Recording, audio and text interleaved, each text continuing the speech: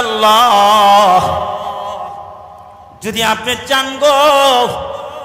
এই যে পাহাড় দেখা যায় উহুদ পাহাড় জাবালে উহুদ দেখা যায় বড় বড় পাহাড় দেখা যায় নবী গো যদি আপনি চান আল্লাহ তাআলা মুহূর্তের মধ্যে স্বর্ণ বানায় দিয়া শুধু তাই নয় পুরা পাহাড়টা স্বর্ণ বানায় আপনার পিছে পিছে ঘোরাইবে আল্লাহ রাসূল ডেকে বলে এ জিবরাইল কি আমারে শোনাও আমি তো দুনিয়াদারি করার জন্য পৃথিবীতে আসি না আমি একবেলা খেয়ে থাকবো এই যা আশরাবু আতামু ফাশকুরুল্লাহ যখন আমি খাবো তখন আমি শুকরিয়া আদায় করব